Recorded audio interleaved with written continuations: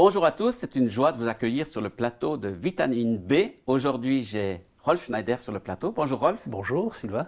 Tu vas bien? Oui, je vais très très bien, merci. Merci de m'accueillir ici. C'est une joie de partager avec toi, surtout sur un livre que tu connais bien. Tu apprécies la Bible, tu la lis depuis longtemps? Oui, j'ai commencé lorsque j'avais 10 ans. Voilà, c'est tôt. Oui, ça remonte. Hein. Et puis je ne me suis jamais arrêté depuis. Voilà. Pourquoi? Parce que tu as trouvé les histoires intéressantes? Alors déjà enfant, je me souviens vers l'âge de 8 ans, j'étais quelqu'un d'extrêmement angoissé. J'avais des questions profondes sur la vie, la mort, le sens de la vie, le sens de la mort. Et il me semblait que les adultes autour de moi, je sais pas, n'avaient pas de réponse ou peut-être ne s'intéressaient pas, ou j'avais peut-être un peu trop honte de leur poser des questions.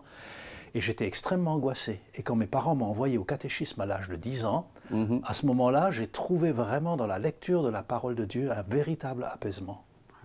C'est pas très courant que des enfants s'attachent comme ça à la parole, tôt. Oui, je me souviens, on était une quarantaine de catéchumènes. Voilà. Et puis sur les 40, quand la monitrice a posé la question « Mais qui d'entre vous lit la Bible ?» Je pense que j'étais un des seuls à avoir levé ma main. Alors j'en tire pas une fierté particulière, parce que pour moi, il me semblait que tout le monde le faisait. Et cette lecture t'a amené quelque chose dans ta vie alors? Ah oui, oui, il y a une richesse juste incroyable. Simplement de pouvoir la méditer, de pouvoir prier dessus, de la voir aussi comme ligne de conduite. Il y a quand même des richesses assez extraordinaires. Et puis pas juste de les savoir, quoi, de pouvoir les mettre en pratique. Oui. Et puis ensuite, en tant que compositeur, de pouvoir la mettre en musique, ça a aussi été un privilège. Donc tu as choisi un verset à partager avec nous aujourd'hui, c'est lequel? Alors c'est Ésaïe, chapitre 30, le verset 15.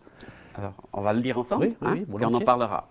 Ésaïe 30, verset 15 nous dit « C'est dans la tranquillité et le repos que sera votre salut, c'est dans le calme et la confiance que sera votre force. » Voilà des pistes pour nous encourager. Alors, qu'est-ce que tu en tires de ces versets? Alors, pour moi, dans ma vie, tout le monde sait que la vie n'est pas un long fleuve tranquille. C'est ça. On passe tous par des épreuves, et puis moi, je suis passé par des épreuves quand même qui m'ont affecté profondément, comme la perte d'un enfant, et puis plus récemment, un cancer de la prostate. Oui. Et dans ces situations-là, j'ai quand même réalisé que la parole de Dieu a une force en elle-même, et que si on se tient dans la paix du Seigneur, j'ai le privilège de vivre dans un pays où la technologie est assez avancée et que j'ai bénéficié d'excellents soins, mais la parole de Dieu, la prière des frères et sœurs a fait une grande différence.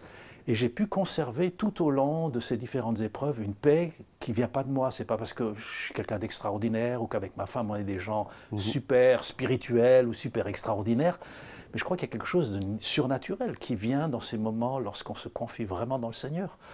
La Bible parle aussi de la paix de Dieu qui surpasse toute intelligence, et je peux vraiment témoigner que dans ces moments difficiles, on l'a vécu. Donc ça parle du calme. Tu es quelqu'un, toi, déjà de calme naturellement. Ce n'est pas juste le côté naturel. Oui, peut-être il y a quelque chose du caractère et de la personnalité. Mais voilà, peut-être extérieurement, je parais quelqu'un de calme, mais bien souvent, intérieurement, j'ai besoin de ce calme qui vient de Dieu et qui n'est pas lié juste à ma personnalité et qui est donné parce que Christ, par son esprit, vient tout à coup me remplir. Lorsque je n'ai pas des solutions dans les projets où je suis, dans des moments où je voyage, où je suis à l'étranger. Je me souviens, il y a 2 ans, je devais partir au Mali en pleine période de Covid, avec des difficultés à monter dans l'avion, des gens qui se faisaient refouler. J'ai eu besoin de vivre ce calme de Dieu, ce calme surnaturel de Dieu pendant tout ce voyage. Alors comment ça se passe en fait? Tu ressens quelque chose ou c'est dans ta tête? Explique-nous un peu. Alors, ce n'est pas que je ressens quelque chose de particulier, parce que quelquefois, la petite tension est quand même là. Hein. Voilà. Mais je sais que je peux avoir confiance dans cette parole du Seigneur, parce que lui l'a dit, que je ressente ou que je ne ressente rien. Bon, heureusement, il y a bien des situations où je ressens cette paix intérieure, mais il y a des moments où je ne ressens absolument rien. Mais je peux avoir cette assurance que s'il le dit dans sa parole, c'est quelque chose qui va se produire et que je vais pouvoir avoir le privilège de vivre. Donc ça n'a pas été qu'une seule fois dans une circonstance, plusieurs fois dans ta vie, j'imagine. Ah oui, très très souvent, quoi, très souvent. Et ça se répercute dans ta vie courante aussi de famille et pas seulement dans le ministère. Oh, je pense, ma femme me dit souvent, quand je suis là, je la déstresse.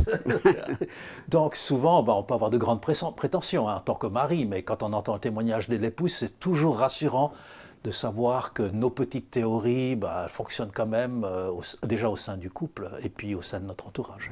Et puis, est-ce que tu arrives à partager cela aussi peut-être avec d'autres personnes qui sont justement pas dans cette paix ou cette tranquillité? Alors, j'ai souvent constaté que lorsque nous-mêmes on est habités par la paix du Seigneur, lorsqu'on arrive dans un endroit où il y a du stress, des lieux où on organise des choses, des comités, des avant- et des après-concerts, lorsqu'on vient avec la paix de Christ en nous, on communique cette paix. Alors tout le monde n'y est pas forcément sensible, mais il y a quelque chose de cette paix qui se communique à notre entourage, et ça fait une différence. Et si on pense à la musique que tu pratiques régulièrement, il y a beaucoup d'artistes qui ont le trac. Comment toi tu vis cela? Alors, je ne peux pas dire que je n'ai pas de trac. Avec les années, l'expérience, il y a toujours un peu de trac. Et je me dis tant mieux, parce que le jour où j'ai confiance en moi, je crois que c'est là que je serai vraiment en danger. Voilà. Mais j'ai appris à mettre ma confiance dans le Seigneur plutôt que dans mon talent, ou bien dans des exercices que je pourrais pratiquer, de respiration ou je ne sais pas quoi, pour essayer de surmonter le trac avant. Voilà. J'imagine que tu pries ou tu demandes à Dieu quelquefois que ça se reproduise, si on peut dire ainsi. En fait, oui, ce n'est pas une prière forcément organisée, mais c'est ce dialogue intérieur, ce cœur à cœur avec le Seigneur qu'on peut vivre à chaque moment dans la journée. Alors quelquefois, je l'extériorise, comme lorsqu'on a prié tout à l'heure, avant le début de cette interview, ou bien alors c'est juste une prière intérieure. Voilà.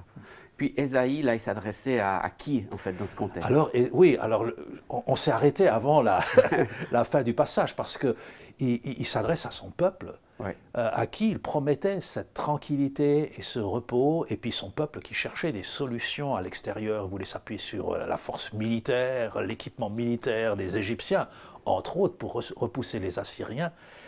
Et puis le Seigneur leur dit, moi je vous promets la tranquillité, le repos, mais vous ne l'avez pas voulu. Et ce n'est pas naturel pour l'être humain de chercher la tranquillité et le repos en Dieu. Ça ne veut pas dire qu'on est passif, qu'on part en vacances et qu'on ne fait plus rien, mais ça veut dire qu'on fait le choix délibéré de ne pas s'appuyer sur nos propres solutions humaines, financières, nos projets, nos planifications. Mais on fait ce choix de laisser tomber nos sécurités, de laisser tomber nos petites combines pour pouvoir vraiment nous appuyer sur le Seigneur de manière consciente. Alors, en fait, Dieu pourrait le faire tout seul. Mais il nous demande à nous de faire l'effort. Ah oui, il nous demande d'être participants à son plan, à son projet. C'est ça. Déjà de l'accueillir dans nos cœurs, d'accueillir la paix de Christ dans nos cœurs, cette paix qui surpasse toute intelligence. Je me répète un petit peu par rapport à tout à l'heure, mais c'est tellement précieux quand on peut le vivre. Et c'est encore valable aujourd'hui dans notre société tellement intense et stressante. Oui, en particulier dans cette période post-Covid où les choses se remettent en route avec beaucoup d'insécurité parce qu'on voit que les contaminations remontent un petit peu à gauche et à droite. La crise qu'on connaît actuellement, économique, politique, la situation de conflit à l'Est n'est pas faite pour nous donner cette paix, ce repos intérieur. C'est assez anxiogène. Et puis les médias ne nous aident pas toujours parce qu'elles cultivent ce climat d'anxiété. Et ce texte, toi qui voyages, tu arrives à l'appliquer dans toutes les situations, dans toutes les cultures ou dans tous les pays? Alors, ce serait prétentieux de dire que j'y arrive à 100%, mais c'est un peu un style de vie, c'est le désir de mon cœur, c'est d'entrer dans cette proposition du Seigneur, de vivre dans sa tranquillité et dans son repos. Et puis moi, je suis actif, c'est pas que j'essaie de me la couler douce, mais c'est d'être dans cette démarche où ça part de ce que le Seigneur nous donne, et puis de telle sorte que lorsqu'on rencontre des gens, lorsque il s'agit de séminaires, de prédications, de concerts de louanges, de rencontres aussi, du 1 à 1, je transmette quelque chose qui n'est pas du fabriqué par soi-même, mais quelque chose un dépôt que Dieu a mis en moi. Ça veut dire aussi prendre du temps pour le cultiver personnellement. Donc tu te sens un peu comme un porte-parole, comme un messager, tu continues après Ésaïe alors? Alors, je remercie Ésaïe parce que c'est quand même un prophète assez extraordinaire, qui a des paroles profondes, de vérité. Et si on entre dans la démarche qu'il nous propose, on peut vraiment faire l'expérience que la tranquillité, le repos intérieur, ça peut faire partie de notre vie de tous les jours et de notre style de vie. Donc ce n'est pas réservé à des professionnels? Non. Et puis ce n'est pas juste le thème d'une prédication, c'est très pratique, c'est vraiment terre à terre. On peut le vivre sur le lieu de travail, à l'école, lorsqu'on conduit sa voiture. Et quand on se retrouve dans un embouteillage, c'est très pratique. Voilà. Donc la Bible, elle est là en fait pour nous, pour tous les jours. Oui, c'est un manuel de style de vie. Ouais. Donc beaucoup de gens pensent que la Bible se lit juste à la messe ou au culte ou le dimanche. Toi, tu l'as apprise pour l'appliquer dans ta vie courante, en fait. Oui, et c'est un peu paradoxal parce que plus je la lis, plus j'ai l'impression de ne pas la connaître et d'avoir des choses à apprendre. Parce qu'il y a une telle richesse, et bien des passages, je les ai peut-être lus une centaine de fois. Oui. Et quand je les relis, alors soit seul, soit avec ma femme, parce qu'on le fait régulièrement, tous les jours, ben, je découvre des facettes de tel et tel passage de l'Écriture qui me parlent et qui me renouvellent intérieurement. Et c'est pour ça que tu en as mis beaucoup en musique avec Oui, ta guitare. oui, oui, et puis c'est illimité. Hein. Il y a encore tas de passages que j'aimerais mettre en musique. Rien qu'Ésaïe, par exemple, j'ai repéré une bonne trentaine de passages que j'aimerais mettre en musique. Alors, je ne veux pas saturer non plus le Répertoire. le monde autour de moi, mais ça m'enthousiasme de savoir qu'on est loin d'avoir épuisé le sujet. Et puis c'est quoi la facilité quand on chante un chant, c'est que ça reste, quoi. Ah oui, bien sûr. La raison pour laquelle on met la parole de Dieu en musique, c'est de pouvoir la mémoriser avec plus de facilité. Voilà. Puis c'est quelque chose, ça aussi, que tu fais depuis longtemps Oui, et que tu transmets à d'autres. Oui, oui, j'essaie. Oui. J'en ai bénéficié moi-même, Oui. et je crois que beaucoup d'autres aussi. On apprend à chanter la Bible, puis ça reste, le verset, il revient. Et puis, on ne pourra jamais mieux faire que l'Écriture. Hein. Alors, ça ne veut pas dire qu'il n'y a pas de la place pour autre chose, je l'ai fait également. Oui. Mais je vois qu'il y a une richesse inépuisable dans l'Écriture et qu'on est loin, loin d'avoir épuisé le sujet. Donc, c'est encore possible de faire des nouveaux chants, comme la Bible dit. Oui, oui. Tu t'arrêtes pas? Non, non, je ne m'arrête pas.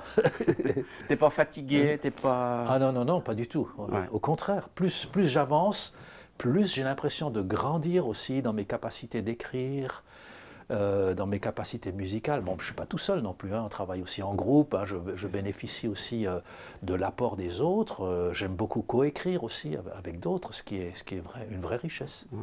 Donc, la Bible, finalement, ce qu'on découvre, on peut le partager avec d'autres, et puis d'autres vont découvrir autre chose. Oui, et puis j'aime faire découvrir la Bible. On vient de terminer, à l'occasion du Festival Louange à Yverdon, on vient de terminer une semaine Expo Bible.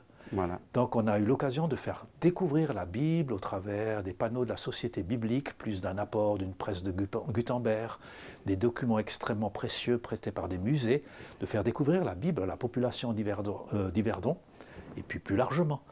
Donc, on s'aperçoit que peu de gens finalement connaissent ou lisent la Bible aujourd'hui. Et c'était aussi extraordinaire quoi, de savoir qu'on peut continuer à la faire connaître et puis qu'elle peut être une richesse pour les autres.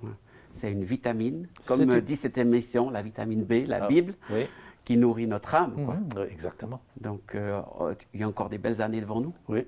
Pour partager tout ça avec beaucoup de monde. Oui. Donc tu vas faire peut-être d'autres expos de la Bible? Tu penses que c'est un bon moyen? Alors je ne sais pas. En tout cas, moi j'encouragerais d'autres villes à le faire. Parce que c'est une manière juste extraordinaire de se retrouver autour d'un livre auquel l'ensemble de la chrétienté quand même trouve l'unanimité.